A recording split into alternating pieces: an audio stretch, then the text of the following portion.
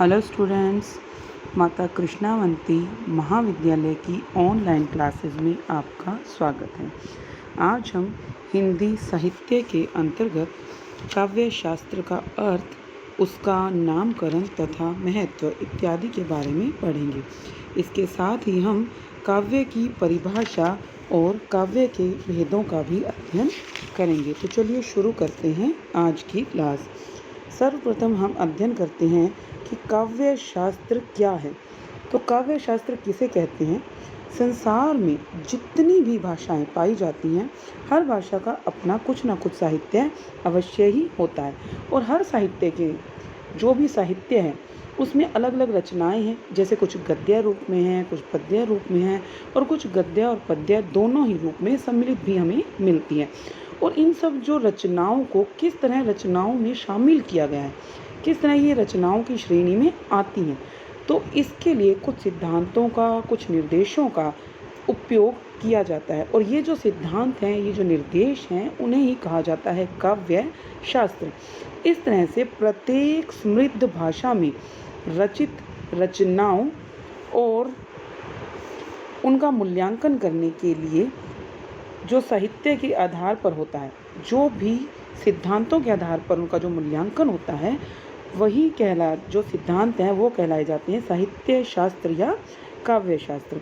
इस कारण से प्रत्येक विधा के साहित्य के सैद्धांतिक और शास्त्रीय विवेचन के लिए काव्य शास्त्र का ज्ञान आवश्यक माना जाता है। तो काव्य शास्त्र का ज्ञान क्यों आवश्यक है? प्रत्येक विधा के साहित्य के सैद्धांतिक और शास्त्रीय विवेचन के लिए।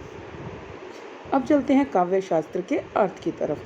तो काव्य शास्त्र, जैसा कि इसके नाम से ही स्पष्ट हो रहा है कि ये बना है दो शब्दों के जोड़ से, काव्य और शास्त्र।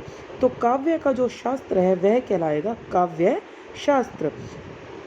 साहित्य के शास्त्रीय विवेचन के लिए जिन नियमों का, जिन सिद्धांतों का निर्माण किया गया है, जिस प्रकार कहानी में कुछ तत्व आपने पहले पढ़े हैं, उसी प्रकार काव्य के भी कुछ तत्व निर्धारित किए गए हैं। तो इन सब नियमों का, इन सिद्धांतों का, इन काव्य तत्वों का जो निर्धारण करता है वो शास्त्र क्या कहलाता है? काव्य शास्त्र कहलाता है। तो कोई भी जो साहित्यिक विधा होती है उसके अंतर्गत बहुत सारी रचनाएं होती हैं। उन सारी रचनाओं को जो काव्य के रूप में उचित स्थान देता है, उसे परखता है, वो है काव्य शास्त्र। काव्य शास्त्र के बिना साहित्य को तय नहीं किया जा सकता, उसकी समीक्षा नहीं हो सकती है। बिना साहित्य की समीक्षा किए हुए तो काव्य कैसा है, कहाँ तक जाएगा, उसका क्या उत्कर्ष है, इसका पता भी नहीं लगाया जा सकता। तो काव्य शास्त्र मार्गदर्शक की तरह काव्य के विभिन्न अंगों और तत्वों को समझने परखने की दृष्टि प्रदान करता है। इस लाइन का क्या अर्थ है? इसका अर्थ है कि काव्य शास्त्र जो है, काव्य कैसा है, क्या नियम उस पर लागू होने चाहिए, उसके जो तत्व हैं वो कैसे हैं, तो इन सब को परखने के लिए जो हमें दृष्टि मिलती है, जो हमें ज्ञान मिलता है, वो हमें कहाँ से मिलता है? वो हमें काव्य शास्त्र से मिलता है। काव्य शास्त्र को क्या कहा गया है? उसे कहा गया है दीपक। काव्य शास्त्र दीपक के जैसा होता है, जो कि काव्यगत समस्त पदार्थों को प्रकाशित करता है।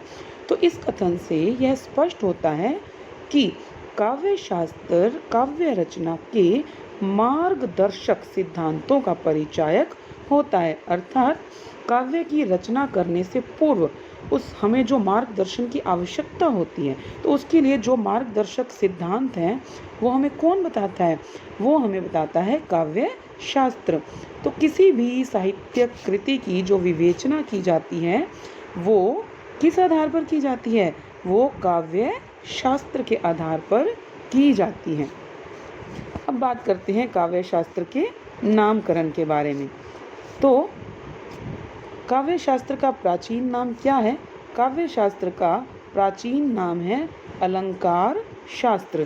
क्या नाम है? अलंकार शास्त्र। उस समय काव्य का सौंदर्य क्या था? अलंकार माना जाता था। सर्वप्रथम काव्य में अलंकारों को जो है काव्य के सौंदर्य से जोड़ा जाता था, लेकिन धीरे धीरे उनमें परिवर्तन आता गया। शुरू में काव्य में अलंकार की प्रधानता होने के कारण उसे कहा गया काव्य अलंकार, संयुक्त रूप से काव्य अलंकार। लेकिन आचार्य राजशेखर ने इसे साहित्य विधा नाम दिया है। तो वात्स्यायन ने क्या कहा है? वात्स्यायन ने इसे अलग नाम दिया है क्रियाकल्प, और आचार्य विश्वनाथ ने इसे बोला साहित्य मीमांसा। साहित्य के जितने भी विद्वान हुए हैं उन्होंने साहित्य के सिद्धांतों, किसी ने इसके तत्वों के आधार पर, किसी ने लक्षणों के, किसी ने स्वरूप के, इन सब के आधार पर प्रत्येक जो भी आचार्य हैं उन्होंने इसे अलग अलग नामों से विभूषित किया है। लेकिन प्रवर्ती आचार्यों ने इसे जो नाम दिया वो है साहित्य शास्त्र या काव्य शास्त्र। यह नाम जो है वो आज तक प्रचलित है। यद्यपि कुछ आचार्यों ने बाद में इसे अनेक नाम दिए, जैसे कि आलोचना शास्त्र, काव्यालोचन, साहित्यालोचन या समीक्षा शास्त्र। लेकिन सर्व प्रसिद्ध जो नाम रहा वो कौन सा रहा? साहित्य शास्त्र अथवा काव्य शास्त्र, और यही जो नाम है वो आज भी चला आ रहा है। ये तो हो गया काव्य शास्त्र का नामकरण कि किस तरह से जो काव्य शास्त्र का नामकरण है वो काव्य शास्त्र पढ़ा। अब हम आगे बात करते हैं काव्य शास्त्र के महत्व के बारे में। अब तक आपने पढ़ा काव्य शास्त्र क्या है, कैसे उसका नामकरण हुआ, तो अब ये भी जानना जरूरी है कि काव्य शास्त्र उपयोगी क्यों है। अब जैसा कि आपने पढ़ा कि कोई भी जब हम साहित्य कृति, साहित्य रचना जब उसकी समीक्षा की जाती है तो उसके लिए कुछ नियमों, कुछ सिद्धांतों, इन सबको अपनाया जाता है, और उन सिद्धांतों के बिना किसी भी रचना के बारे में परीक्षण नहीं किया जा सकता है। तो उन सब सिद्धांतों की जो शिक्षा दी जाए वो कौन देता है? वो देता है काव्य शास्त्र। तो काव्य शास्त्र का क्या महत्व है? काव्य शास्त्र के द्वारा ही सिद्धांतों की शिक्षा हमें मिलती है। कौन से सिद्धांतों की? उन सिद्धांतों की जिनके द्वारा साहित्यिक रचना की समीक्षा की जा सके, जिसके द्वारा ये बताया जाए कि कौन सी रचना उत्तम है अथवा नहीं है। इसके द्वारा समीक्षा के नियम बनाए जाते हैं, नियम बताए जाते हैं। भावी कवियों और लेखकों के लिए कुछ नियमों का पालन करना अनिवार्य होता है। प्रत्येक रचना के जो नियम होते हैं उनका निर्धारण कौन करता है? काव्य शास्त्र। तो इसी के शब्द, अर्थ, विन्यास, रस, रीति, गुण, विधान, अलंकार, काव्य के गुण, दोष, ऐसे सब चीज़ों का जो मार्गदर्शन करने के काम आता है वो कौन है? वो है काव्य शास्त्र। तो इस प्रकार से काव्य शास्त्र का महत्व क्या है? काव्य शास्त्र जो है भावी कवियों को, भावी लेखकों को काव्य के नियमों के बारे में ज्ञान प्रदान करता है। यह जो है मानदंडों के बारे में बताता है, समीक्षा के नियमों के बारे में बताता है, रस, नीति, विधान, अलंकार, गुण, दोष, इन सब के बारे में बताता है। तो इस प्रकार से काव्य शास्त्र का अपना एक अलग महत्व है। तो अब हम महत्व के बाद बात करते हैं काव्य की परिभाषाओं के बारे में। काव्य शास्त्र के जो आचार्य हुए हैं उन्होंने अलग अलग प्रकार से हमें कुछ परिभाषाएं काव्य को समझने के लिए दी हैं। अब उनमें कुछ विद्वान हैं आचार्य मम्मट, आचार्य विश्वनाथ, पंडित राज जगन्नाथ। ये सब क्या कहते हैं? सम्मिलित रूप से इनकी जो परिभाषाओं का सार है वो है कि काव्य क्या है? जो अलंकारों से युक्त है, गुण सहित है, दोष रहित है, और जिसमें अभीष्ट अर्थ का वर्णन संक्षिप्त रीति से किया जाए उसे काव्य कहते हैं। मतलब कि ऐसा काव्य की श्रेणी में आता है जिसमें कि अलंकार हो, जो गुणों से भरपूर हो लेकिन जिसमें दोष ना हो, और जिसके साथ ही वो क्या कर पाए? वो अपने अर्थ को संक्षिप्त रूप से व्यक्त करने की क्षमता रखता हो, तो वो कहलाता है काव्य की परिभाषा। काव्य कहलाएगा वो जो इन सब गुणों से योग्य है, वो है काव्य। तो आचार्य मम्मट की परिभाषा आप लिख लें। आचार्य मम्मट क्या कहते हैं? अदोष, गुणवान, अलंकृत शब्दार्थ वाला वाक्य काव्य है। लिख लीजिए, आचार्य मम्मट ने कहा है, अदोष, गुणवान, अलंकृत शब्दार्थ वाला वाक्य काव्य है। अब बात करते हैं आचार्य विश्वनाथ की। आचार्य विश्वनाथ ने एक लिखा है ग्रंथ जिसका नाम है साहित्य दर्पण। क्या नाम है? साहित्य दर्पण। इसके अंतर्गत इन्होंने रसात्मक वाक्यम काव्यम, रसात्मक वाक्यम काव्यम। आचार्य विश्वनाथ ने क्या कहा है कि रस युक्त वाक्य ही काव्य है। ये कहते हैं आचार्य विश्वनाथ कि वही काव्य है जो कि रस से युक्त हो। रसात्मक वाक्यम काव्यम। तो ये है आचार्य विश्वनाथ की परिभाषा। इसके अतिरिक्त पंडित जगन्नाथ क्या कहते हैं? रमणीयार्थ प्रतिपादकः। क्या कहते हैं? रमणीयार्थ प्रतिपादकः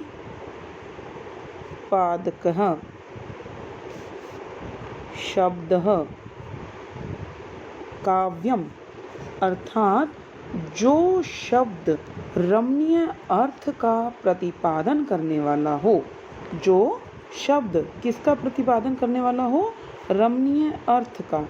तो रमणीय अर्थ का प्रतिपादन करने वाला शब्द ही क्या कहलाता है? काव्य कहलाता है। आप इसको लिख लें कि पंडित जगन्नाथ ने कहा है, रमणीयार्थ प्रतिपादकः शब्दः काव्यम, अर्थात रमणीय अर्थ का प्रतिपादन करने वाले शब्द को ही काव्य की श्रेणी में रखा जाता है। अब हम बात करते हैं कुछ पाश्चात्य विद्वानों की परिभाषा का। पाश्चात्य विद्वानों में सर्वप्रथम बात करते हैं अरस्तु की। अरस्तु क्या कहते हैं? कविता प्रकृति का संवेदनात्मक और लयात्मक अनुकरण है। अर्थात किसे कहते हैं अरस्तु काव्य? अरस्तु के अनुसार जब प्रकृति का चित्रण करते समय उसमें संवेदनाएं सम्मिलित हो जाएं और लय का भी सम्मिलन हो जाए, तो उन संवेदनाओं और लय के साथ जब किसी काव्य की रचना की जाए तो वही आएगा काव्य की श्रेणी में। अब बात करते हैं मैथ्यू अर्नोल्ड ने।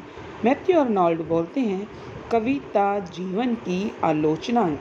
इनके अनुसार कविता के अंतर्गत जीवन की समस्त अच्छे बुरे पक्षों को शामिल किया जाता है। जो काव्य जीवन की आलोचनाओं को अपने आप में समाहित करे वही काव्य कहलाने के योग्य है। वर्ड्सवर्थ। तो वर्ड्सवर्थ क्या कहते हैं? कविता शांति के समय स्मरण की हुई उत्कृष्ट भावनाओं का सहज उद्रेक है।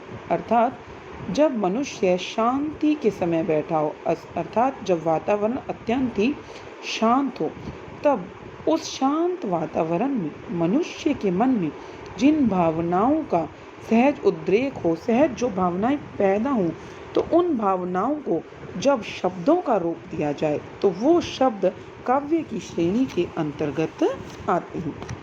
तो ये है पाश्चात्य विद्वानों की परिभाषाएं। अब हम बात करते हैं हिंदी विद्वानों की परिभाषाओं के बारे में। सर्वप्रथम बात करते हैं आचार्य शुक्ल के बारे में। तो आचार्य रामचंद्र शुक्ल ने क्या कहा है? हृदय की मुक्तावस्था को काव्य की श्रेणी में रखा है, लेकिन यह एक संक्षिप्त परिभाषा है। इन्होंने जो पूरी परिभाषा बताई है वो आप लिख लें कि जिस प्रकार आत्मा की मुक्तावस्था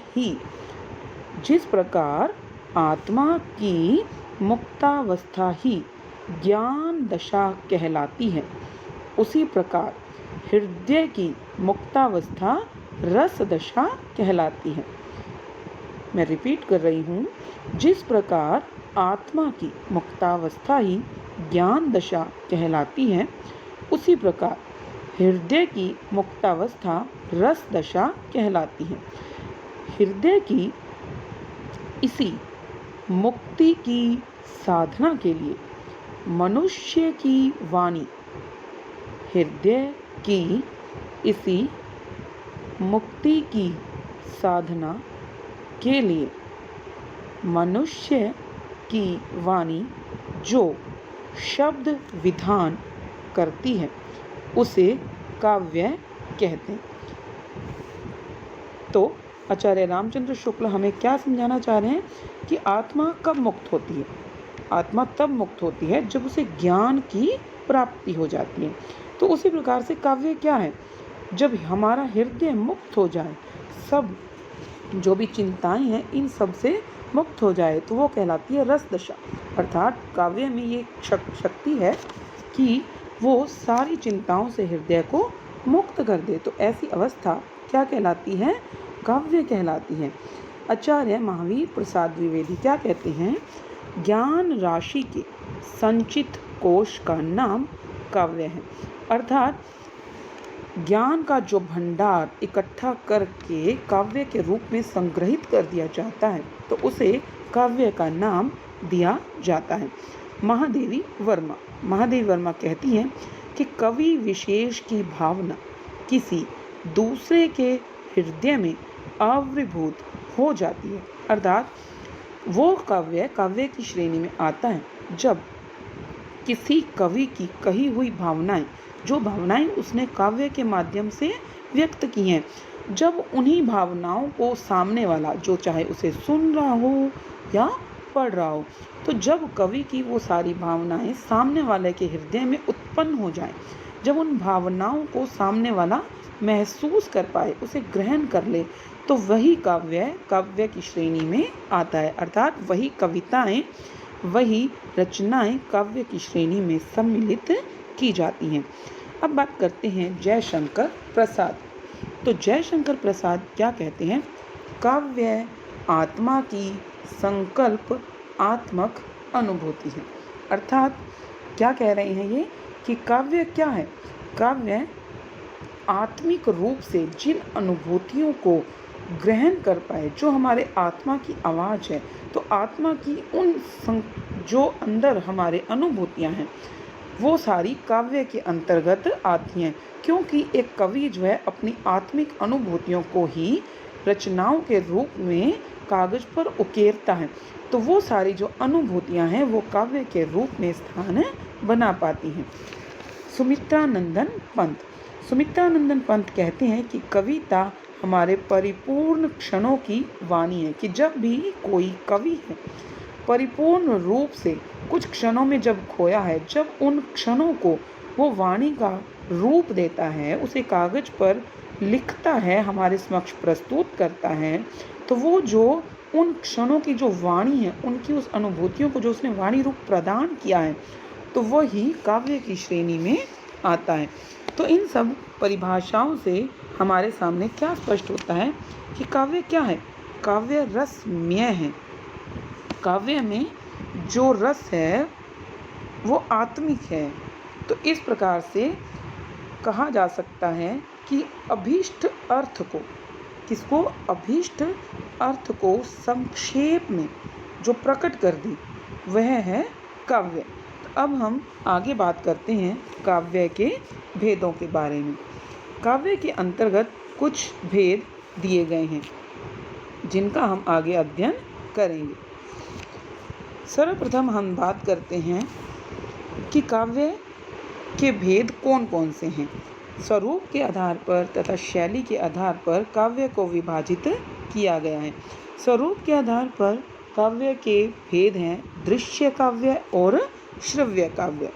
दृश्य काव्य वह काव्य है जिसको कि हम देखते हैं, जैसे कि नाटक इत्यादि, जो कि हमारे सामने फिल्माया जा रहा है, स्टेज पर जो हम देख रहे हैं, तो वो जो नाटक है वो भी एक रचना है। तो कोई भी रचना किस श्रेणी में आती है? काव्य की श्रेणी में ही आती है। अब आप यह ना समझें कि काव्य के अंतर्गत केवल कविताएं आती हैं, नहीं, ऐसा बिल्कुल नहीं है। आज के समय में काव्य का संकुचित रूप लेते हुए काव्य के अंतर्गत हम केवल किसे सम्मिलित करते हैं? कविताओं को, गीतों को, केवल पद्य भाग को। लेकिन ऐसा बिल्कुल भी नहीं है, क्योंकि पहले के समय में काव्य के अंतर्गत गद्य तथा पद्य सब सम्मिलित थे। तो इसी प्रकार से दृश्य काव्य के अंतर्गत हम ये कह सकते हैं कि जो हम देख सकें, जिन रचनाओं को हम अपनी आंखों से देख सकते हैं, वो दृश्य काव्य के अंतर्गत आते हैं।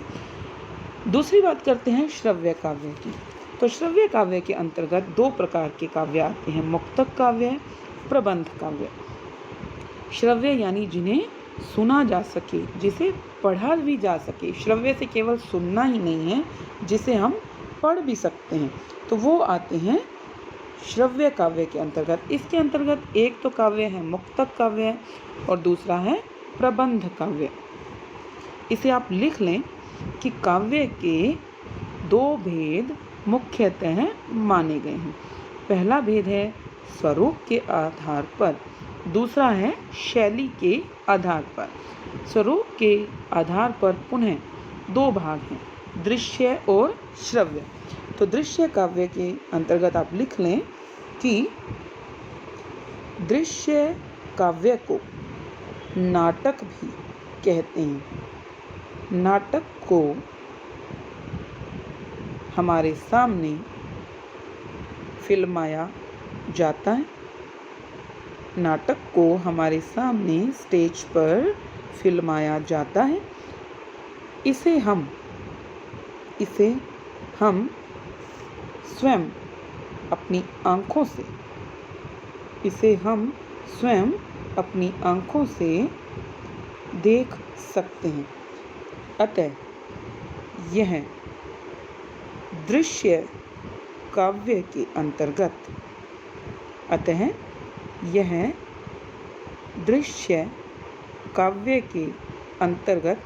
आता है। नेक्स्ट है श्रव्य काव्य। तो श्रव्य काव्य में लिखिए कि वह काव्य जो सुना जा सके अथवा जिसे पढ़ा जा सके। वह काव्य जिसे सुना जा सके अथवा पढ़ा जा सके, उस काव्य को श्रव्य काव्य की श्रेणी में रखा जाता है। इसके दो भेद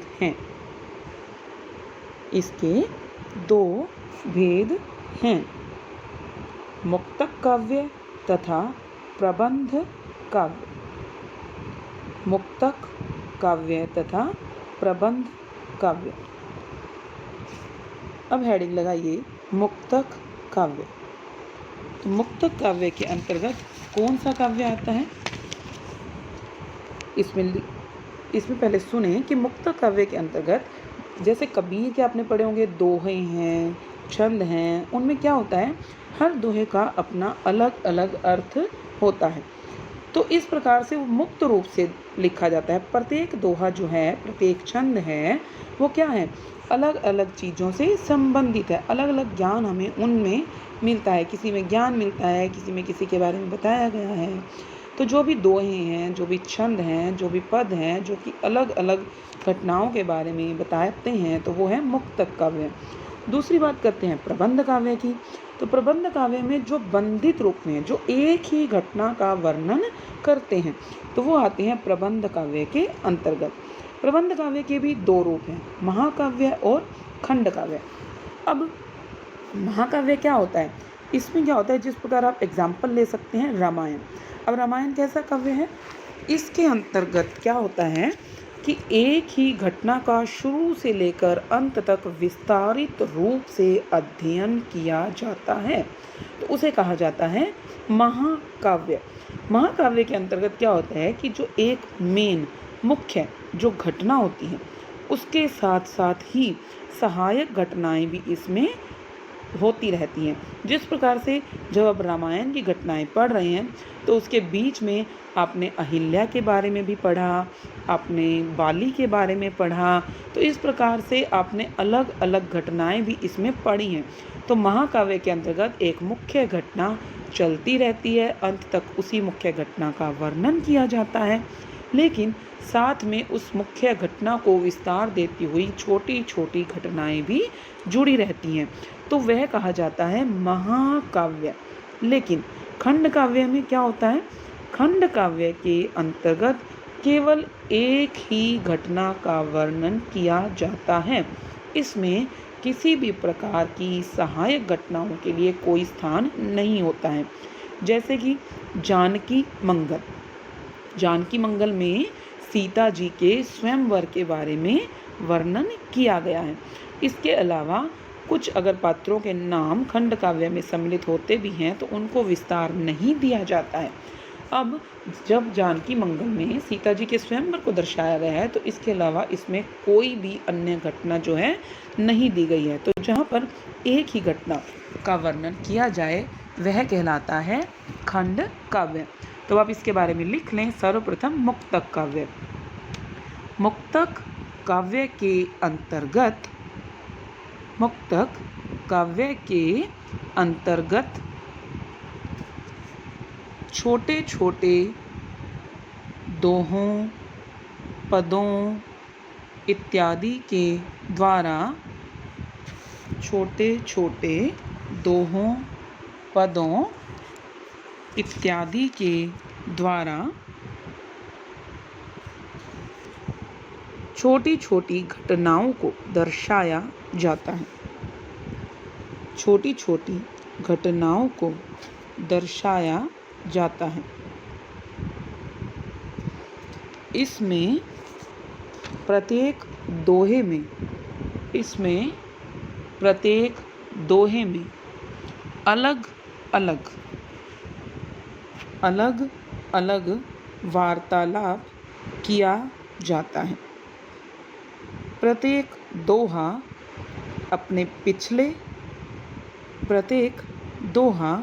अपने पिछले दोहे से अलग होता है। अब हम बात करते हैं प्रबंध काव्य की। तो इसमें लिखिए, प्रबंध काव्य के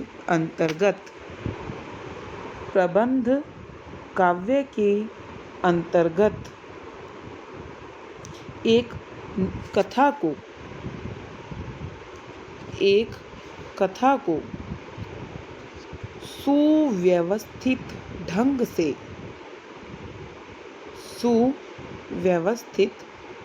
से वर्णित किया जाता है। सुव्यवस्थित ढंग से वर्णित किया जाता है। इसका आकार बड़ा होता है।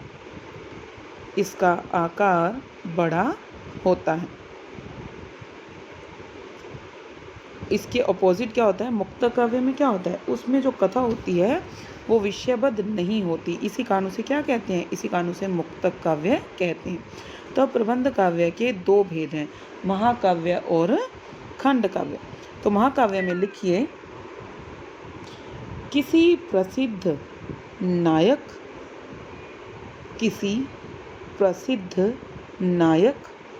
या श्रेष्ठ वंश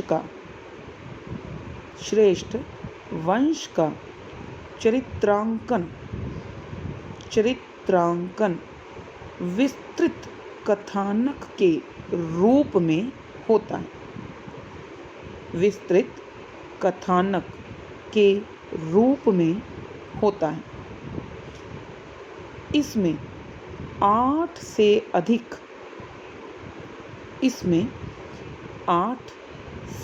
अधिक अध्याय या सर्ग होते हैं। इसके अंतर्गत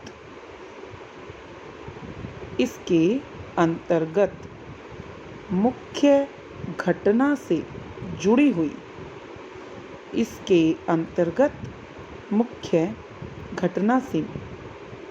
हुई अनेक छोटी छोटी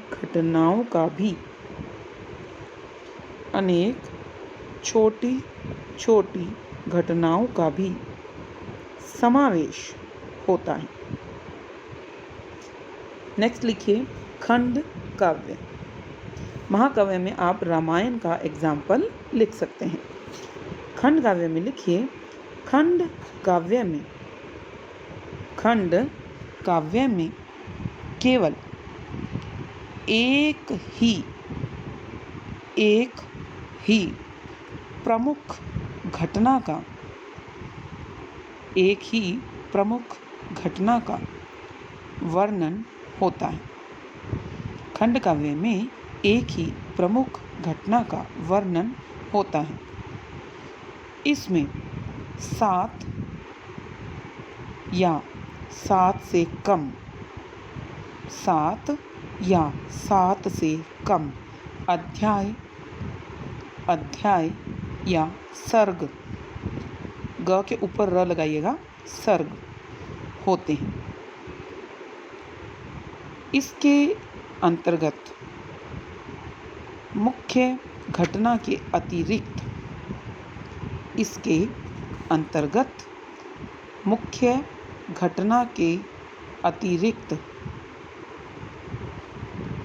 अन्य घटना को स्थान नहीं दिया जाता है। इसके अंतर्गत मुख्य घटना के अतिरिक्त किसी अन्य घटना को स्थान नहीं दिया जाता है। इसी कारण इसे एक देशीय काव्य भी कहा जाता है। क्या कहा जाता है? एक देशीय काव्य। अब हमने बात की बीच में सर्ग के बारे में। तो सर्ग क्या होते हैं? आपने पढ़ा होगा, जब हम कोई भी कहानी इत्यादि पढ़ रहे हैं तो उसके कुछ भाग दिए हुए होते हैं।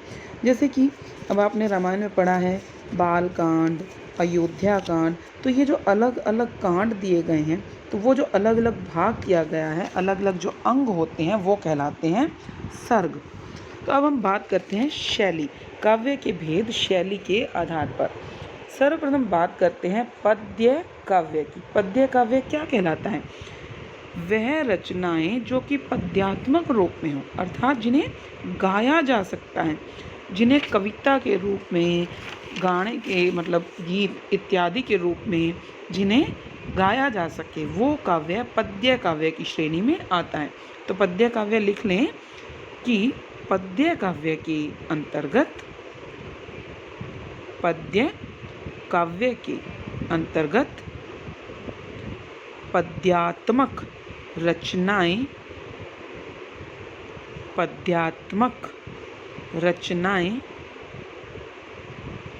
होती हैं। पद्यात्मक रचनाएं होती हैं। महाकाव्य तथा खंड काव्य। महाकाव्य तथा खंड काव्य पद्य काव्य के उदाहरण हैं।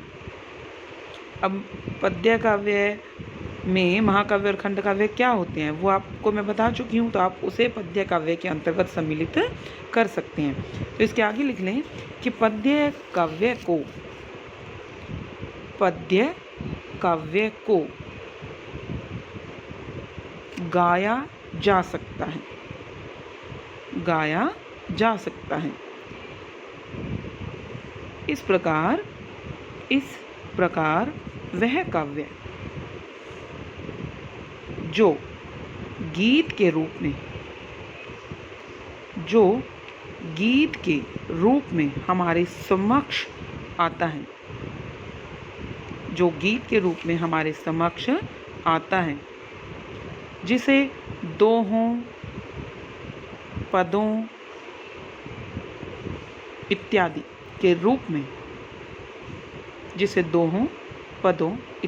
के रूप में संकलित किया गया है, वह काव्य क्या कहलाएगा? पद्य काव्य। नेक्स्ट हम बात करते हैं गद्य काव्य की। तो गद्य काव्य क्या होता है?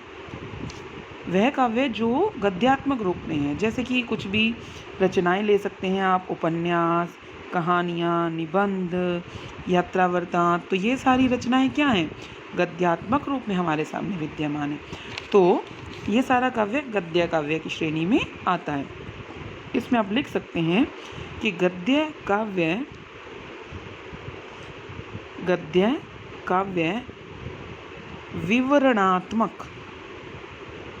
विवरणात्मक व्याख्यात्मक रूप में लिखा जाता है। विवरणात्मक व्याख्यात्मक रूप में लिखा जाता है। विभिन्न उपन्यास, कहानी, निबंध, रेखाचित्र, संस्मरण, डायरी इत्यादि रचनाएं गद्य काव्य में